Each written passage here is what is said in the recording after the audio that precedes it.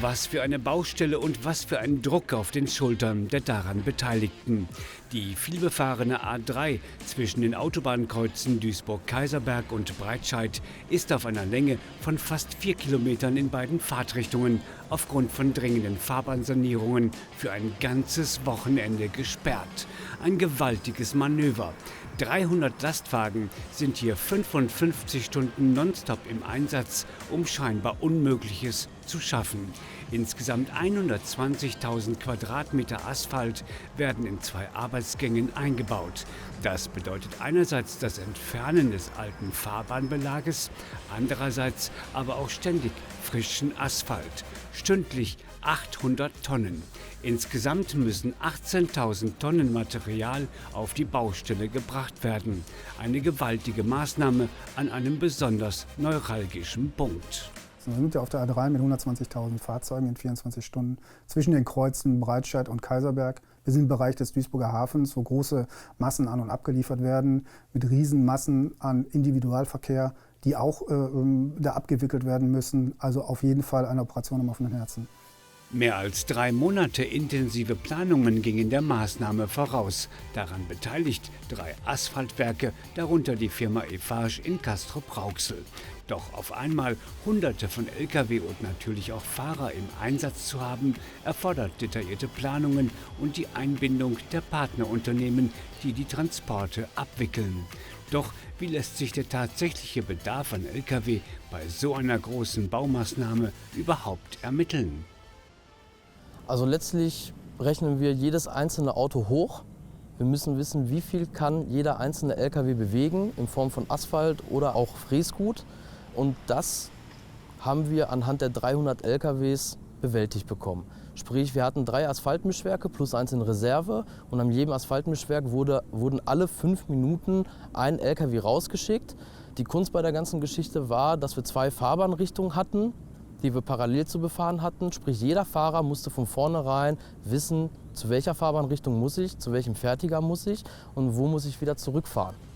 Also alles gar nicht so einfach und in jedem Fall eine Gemeinschaftsaufgabe, deren Gelingen tatsächlich vom jeden einzelnen Lkw-Fahrer abhängt. Einer der vielen Kipperfahrer während des 55-Stunden-Marathon-Einsatzes auf der A3 ist Patrick Brauer. Auch er weiß, dass dies keine Schicht wie jede andere ist. Anspannung ist schon da, ob die Zahnräder alle ineinander greifen jetzt.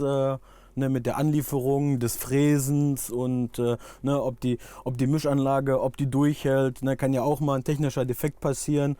Und da kommt es halt drauf an. Ne?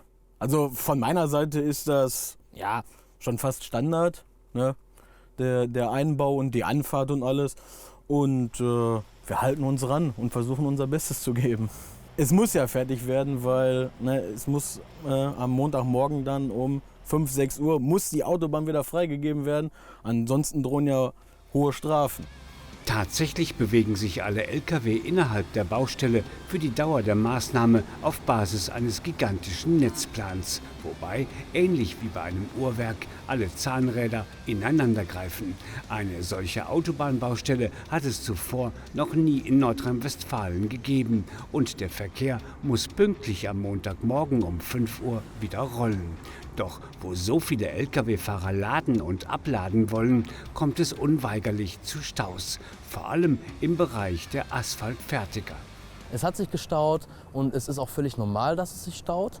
Der Hintergrund ist der Fertiger arbeitet mit einer Leistung, wo der LKW nach ca. 2 Minuten leer ist. Das heißt, wir haben nach 20 Minuten bereits 10 leere LKWs. Wir mussten Sorge tragen, dass auf der Baustelle jederzeit genug Asphalt bzw. genug Autos auf der Baustelle sind, um keinen Stopp reinzubekommen. Gerade bei der Decke ist das wichtig, dass der Fertiger kontinuierlich fährt. Das heißt, selbst bei dem Beladeprozess fährt der Fertiger und darf nicht zum Stillstand kommen. Weil sonst kriegen wir Nähte in der Oberfläche, die Qualitätseinbußen mit sich bringen und das gilt zu vermeiden.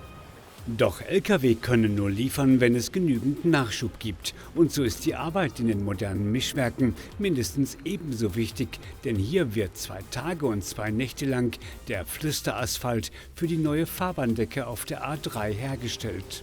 Und man kann sich kaum vorstellen, welche Massen das sind. Es geht um 60.000 Quadratmeter.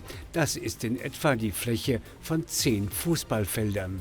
Die Baumaßnahme neigt sich dem Ende zu. Was kann denn jetzt noch passieren? Eigentlich alles, was man sich nur vorstellen kann. Ja, das können also die Straßenfertige, die Einbaumaschinen können ausfallen, die Walzen können ausfallen. So ein Mischwerk kann kaputt gehen. Damit dann fehlen mir 1000 Tonnen bis zu 1000 Tonnen die Stunde Einbaumaterial, das dann auf einmal nicht mehr rechtzeitig kommt. Verkehrsstau ist ein ganz großes Risiko für uns, dass wir unsere Zuliefermassen einfach im eigenen Stau stehen haben, wo wir gar nicht mehr wegkommen. Das sind so die Risiken, die wir bei so einer großen Baustelle haben. Aber es geht nicht schief, weder an den Asphaltwerken noch innerhalb der Lieferlogistik und an der Großbaustelle selbst. Dass alles großartig geklappt hat, ist deshalb sicherlich auch ein Verdienst der Lkw-Fahrer, deren präzise Arbeit leider nur zu häufig unterschätzt wird. Ich fahre oft genug zu Baustellen, um dort die Asphaltqualitäten zu überprüfen. Und da müssen Sie sich mal in die Situation hineinversetzen. Kommen Sie erstmal als Lkw-Fahrer an einen unbekannten Ort mit unbekannten Leuten und versuchen Sie da mal alles richtig zu machen. Das setzt schon ein gewisses Maß an Erfahrung voraus. Gerade das Kippen in den Asphaltfertiger gilt als besondere Herausforderung. Das ist nicht mal eben gemacht. Da muss man tatsächlich schon ein paar Jahre für üben und die entsprechende Erfahrung sammeln.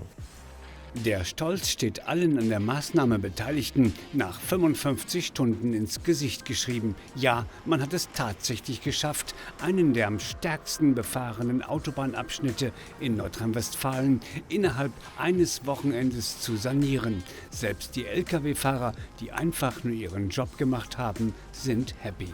Ja, man ist schon in gewisser Weise stolz drauf, dass man dann da als Ameise in dem ganzen Wirrwarr mitgemacht hat und dann stolz sagen kann, hier, da habe ich mitgewirkt, ich war da, ich habe mein Bestmögliches getan, dass die Zahnräder ineinander greifen und die Jungs ihr Material kriegen und alle pünktlich und zeitig dann nach Hause gehen konnten und alles fertig wurde.